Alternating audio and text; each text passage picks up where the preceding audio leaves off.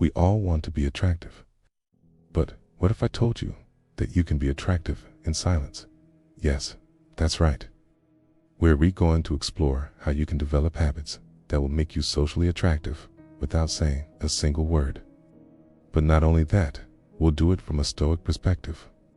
So, if you're ready to learn how to be more attractive in a calm and powerful way, stay with me. Stoicism is an ancient philosophy that focuses on the idea of living in harmony with nature and accepting the things we cannot change. It's a philosophy of inner strength, self-control, and wisdom. And these principles can be incredibly powerful when it comes to being attractive. Because, let's be honest, attraction isn't just about how you look, but also about how you behave and how you feel about yourself. We were going to break this down into several specific habits you can develop to be more attractive in silence. We'll talk about things like confidence, tranquility, presence, and much more. Each of these habits will be deeply rooted in Stoic principles, and I'll give you quotes from famous philosophers that support each point. This way, you'll not only be learning how to be more attractive, but you'll also be delving into a philosophy that can change your life. So, get ready, because we're about to embark on a journey that will not only make you more attractive, but also make you a better person. Before we continue, I would appreciate it if you would please like this video so that it can reach many more people. If you don't want to miss any of my videos, subscribe and turn on notifications. Habits to become more attractive in silence. Habit 1. Confidence. Confidence is one of the most attractive qualities a person can have. And best of all, you don't need to say a single word to show it. Let's think about what Marcus Aurelius, one of the great Stoic philosophers, said. Perfect tranquility consists in the good order of the mind in your own kingdom. This phrase reminds us that true confidence comes from within, from having a mind at peace and in harmony. So, how do we develop this confidence from a Stoic perspective? First, we need to understand that confidence isn't about knowing everything or being the best at everything. It's about being comfortable with oneself, accepting our own strengths and weaknesses. One habit you can develop is daily meditation. You don't have to do it for hours. Just a few minutes a day can make a big difference. Meditation helps you connect with yourself, calm your mind, and find that inner tranquility Marcus Aurelius mentioned. Over time, you'll notice that you feel more secure and calm in social situations because you've already worked on your inner self. Another practice is self-reflection. Take a moment at the end of each day to reflect on your actions and thoughts. What did you do well? What could you improve? This reflection will help you know yourself better and build a solid foundation of inner confidence. And here is where Stoicism comes in. The Stoics teach us to focus on what we can control and let go of what we cannot. Instead of worrying about what others think of you, focus on how you behave in your own standards of conduct. This mindset will not only make you more confident, but also more attractive, because people can feel when someone is truly at peace with themselves. Remember, confidence is silent. You don't need to talk about your achievements or boast. You just need to be present, be authentic, and maintain that inner calm. People are naturally attracted to those who radiate this calm and confident energy. Habit 2. Tranquility. Tranquility is something incredibly attractive, okay? When you are tranquil, you give a sense of security and stability, and that is something many people find irresistible. Epictetus, another great Stoic philosopher, said, "It is not what happens to you, but how you react to it that matters." This phrase teaches us that maintaining calm and tranquility, no matter what happens around you, is a sign of great strength. So, how can we cultivate this tranquility? One effective way is to practice conscious breathing. When you feel anxious or stressed, pause for a moment and focus on your breath. Okay. Inhale deeply through your nose, fill your lungs with air, and then exhale slowly through your mouth. Repeat this several times until you feel your mind calm down. Another useful practice is to learn to accept the things you cannot change. Stoicism teaches us that many things in life are beyond our control. The weather, traffic, others' opinions. Instead of getting frustrated by these things, try to accept them. Ask yourself, is this something I can control? If the answer is no, then let it go. This will not only reduce your stress, but also project an image of someone who is at peace with the world. Furthermore, tranquility can be seen in your body language. Maintain a relaxed but not sluggish posture. Your movements should be slow and deliberate, not rushed or nervous. Maintain eye contact with people, but without forcing it. This communicates that you are comfortable with yourself and with the situation. When you are tranquil, you project being someone who is in control not only of themselves, but also of circumstances. People are attracted to those who can maintain calm in the midst of chaos, because it gives them a sense of security and confidence. Remember, being tranquil doesn't mean being apathetic. It means being serene and in control of your emotions. It is a quality that, though silent, speaks volumes about your character. Habit 3. Presence is one of those things that can be difficult to define, but easy to recognize when you see it. It's that quality of being completely in the moment, of truly being there with the people and situations you face. Seneca, another great Stoic, said, "To be everywhere is to be nowhere." This means that when we try to divide our attention among many things, we are not really paying attention to any. Presence, then, is about focusing completely on the here and now. How do we cultivate this presence? First, practice the art of listening. When someone is talking to you, pay genuine attention. Don't think about what you're going to say next or look at your phone. Just listen. This will not only make you seem more interested and attentive, but it will also allow you to connect more deeply with others. Another important aspect is to be aware of your surroundings. Observe the details of people and places. Don't just see, but truly observe.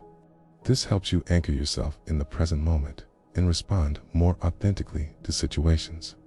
You can also practice mindfulness. This involves doing daily activities with full awareness. It can be something as simple as drinking a cup of tea in place of drinking it quickly. Take a moment to appreciate the aroma, the taste, and the warmth of the cup. These mindfulness practices train you to be present in every moment. Presence is also reflected in your body language. Maintain an open and relaxed posture. Show interest with your gestures and facial expressions. Avoid nervous movements or distractions that might indicate your mind is elsewhere. When you are truly present, people notice it, okay? They feel that you really matter, that you are genuinely interested in them and what they have to say. This creates a stronger and deeper connection than is an essential part of silent attractiveness. Remember, presence is not about being the center of attention, but about being completely connected with the present moment and the people around you. It is a powerful quality that demonstrates respect and consideration, and that is extremely attractive. Habit 4. Integrity. Integrity is one of those fundamental values that always stand out, even when they are not mentioned. It is living in accordance with your principles and values, being honest and consistent at all times. Epictetus said, "First, tell yourself what you would be, and then do what you have to do." Kid. This quote reminds us of the importance of being consistent with what we believe and how we act. Integrity is not something you can fake. It is something that must be deeply rooted within you. To cultivate integrity, you first need to know your own values. What is important to you? What principles guide your life? Take the time to reflect on these questions and make sure your actions reflect your answers. When your actions are aligned with your values, you project an authenticity that is very attractive. Another crucial part of integrity is to be honest, not only with others, but also with yourself. This means admitting your mistakes and learning from them. People respect those who are brave enough to acknowledge their shortcomings and work to improve. Furthermore, being honest frees you from the burden of maintaining false appearances, allowing you to live more genuinely and relaxed. Integrity also implies keeping your promises and commitments. If you say you're going to do something, do it. People trust those who are reliable and consistent. This builds a solid reputation and makes you stand out as someone trustworthy, which is incredibly attractive. Finally, integrity is reflected in how you treat others. Treat people with respect and compassion, regardless of who they are or what they can offer you. This not only demonstrates your character, but also creates an environment of mutual respect and trust. When you live with integrity, you become a person of solid principles and values. People are attracted to authenticity and honesty because these are qualities that generate trust and respect. And at the end of the day, being someone you can trust and respect is one of the most powerful forms of silent attractiveness. Habit 5. Self-control. Self-control is an essential characteristic that not only makes you more attractive, but also demonstrates great inner strength. In a world where people often act impulsively, someone who shows self-control really stands out. Marcus Aurelius, one of the great Stoic emperors, said, "You have power over your mind, not over external events. Realize this, and you will find strength." This quote reminds us that, although we cannot control what happens around us, we can control how we react. So, how do we develop self-control? First, it's important to learn to recognize your emotions without letting them dominate you. When you find yourself in a stressful or provoking situation, take a moment to breathe and evaluate your feelings before reacting. This will not only help you stay calm, but also prevent you from saying or doing something you might regret. Practicing patience is another way to cultivate self-control. We live in an era of instant gratification, but learning to wait and be patient can be incredibly beneficial. Patience demonstrates that you are not at the mercy of your immediate desires and that you have the discipline to wait for something truly worthwhile. Moderation is another key aspect. This doesn't mean pervert yourself of the things you enjoy, but finding a healthy balance, whether in food, social media, or any other activity. Practicing moderation will help you maintain balanced control over your desires and actions. Self-control is also reflected in how you handle criticism and conflict. In place of reacting defensively or with anger, try to listen and consider the perspectives of others. Responding calmly and reasonably not only demonstrates maturity, but also makes you appear as a trustworthy and respectful person. Remember, self-control isn't about repressing your emotions, but about managing them effectively. It's a sign that you have control over yourself, which is incredibly attractive. People admire those who can remain calm and act thoughtfully at all times. Habit 6. Gratitude. Gratitude is a quality that can profoundly transform your life in the way others perceive you. We often focus on what we lack or what we want, but the Stoics teach us the importance of appreciating what we already have. Seneca said, "It is not the person who has little, but the one who desires more, who is poor." This quote reminds us that true wealth comes from appreciating what we have, not from always desiring more. Gratitude helps us focus on the positive and develop an attitude of contentment and inner peace. How do we cultivate gratitude? One effective way is to keep a gratitude journal. Every day, take a few minutes to write down 3 things you are grateful for. They can be small things, like the sun shining, or big things, like the health of a loved one. This daily practice will help you train your mind to see the positive side of life and to appreciate what you have. Gratitude can also be expressed in your daily interactions. Thank the people around you, from your loved ones to strangers who assist you in a store. A simple thank you can have a big impact and show others that you value their efforts and presence. Another way to practice gratitude is through reflection. Take a moment each day to reflect on the good things that have happened to you. Even on difficult days, look for at least one positive thing.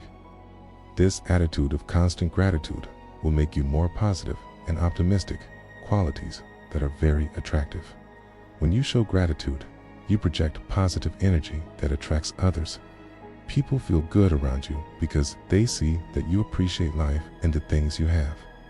This attitude of gratitude also makes you more resilient as it helps you focus on the positive, even in difficult times. Remember, gratitude isn't just about saying thank you, but about living with an attitude of appreciation and contentment. It's a quality that will not only make you happier, but also more attractive to others. Habit 7. Humility. Humility is a quality that is often misunderstood, but it is incredibly powerful. Being humble doesn't mean thinking less of yourself, but thinking less about yourself and more about others. Epictetus said, "It is impossible for a man to learn what he thinks he already knows." This quote teaches us that humility is essential for growth and learning. Recognizing that there is always something to learn and that we do and have all the answers is a sign of true wisdom. So, how do we cultivate humility? First, accept that you don't know everything. This is one of the hardest things, especially in a world where everyone wants to appear expert. But admitting your limitations not only makes you more approachable, but also opens you up to new opportunities for learning and growth. Another practice is to listen more than you speak. Give others the opportunity to share their thoughts and experiences without interrupting or trying to impose your point of view. Truly listening with the intention of understanding and not just responding shows respect and consideration for others. Humility is also reflected in how you treat people, regardless of their status or position. Treat everyone with the same level of respect and dignity. Remember that every person has their own story and something valuable to offer. This type of attitude is very attractive because it shows that you value people for who they are, not for what they can do for you. It's also important to accept and learn from your mistakes. No one is perfect, and we all make mistakes. The difference lies in how we respond to them. In place of defending yourself or looking for excuses, admit when you're wrong and show willingness to learn and improve. This ability to be vulnerable and honest about your shortcomings is a sign of great strength. When you practice humility, you become more accessible and authentic. People feel comfortable around you because they don't feel the pressure to impress or compete.